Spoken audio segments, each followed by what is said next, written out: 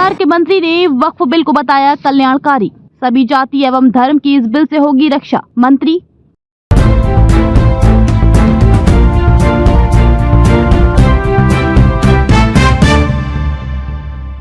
नमस्कार, आप देख रहे हैं संपूर्ण भारत न्यूज।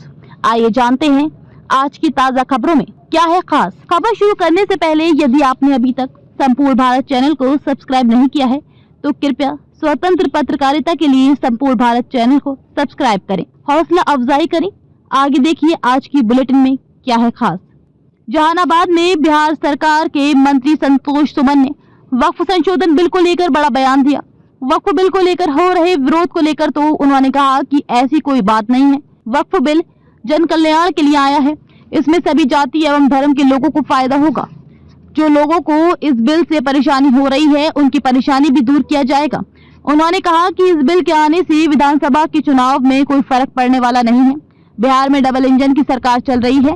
बिहार में नीतीश कुमार एवं नरेंद्र मोदी के नेतृत्व में लगातार विकास हो रहा है।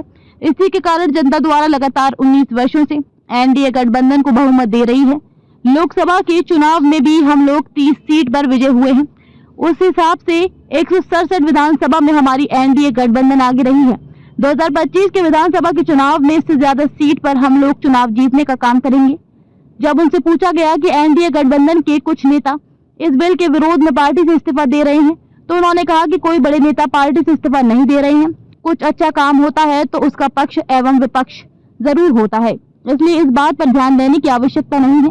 जब उनसे पूछा गया कि एनडीए गठबंधन में सीट का बंटवारा हो चुका है तो उन्होंने कहा कि ऐसे कोई बात नहीं है, हम लोग मिल बैठकर सीट का बंटवारा कर लेंगे, किसी तरह की कोई परेशानी नहीं है।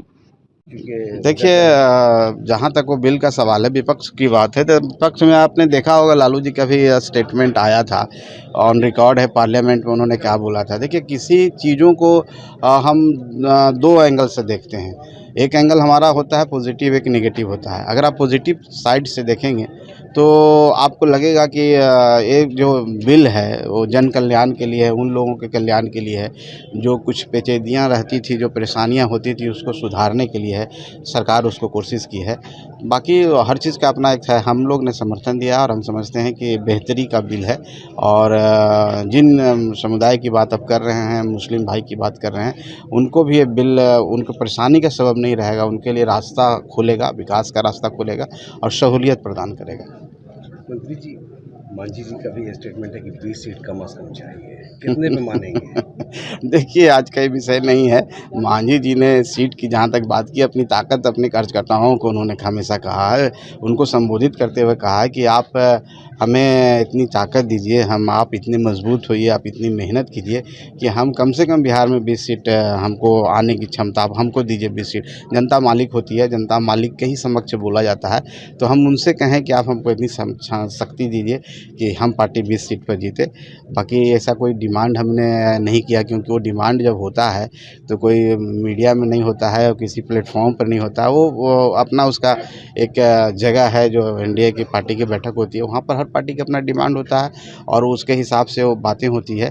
तो मांझी जी का मतलब सिर्फ इतना था, अपने कार्यकर्ताओं को प्रेरित करना चाहते हैं, मोटिवेट करना चाहते हैं, उनके अंदर ऊर्जा भरना चाहते हैं कि बिहार में आप इतनी ताकत हमें दीजिए कि हम गरीबों की आवाज़ उठाते हैं। हमारी विचारधारा गरीबी की विचारधारा है, उसमें और धारदार तरीके से हम उठाएंगे जब तक हमको आप शक्ति नहीं दीजिएगा। वो शक्ति सिर्फ मांग रहे थे, वो सीट में उन्होंने बोला, बस यही बात है।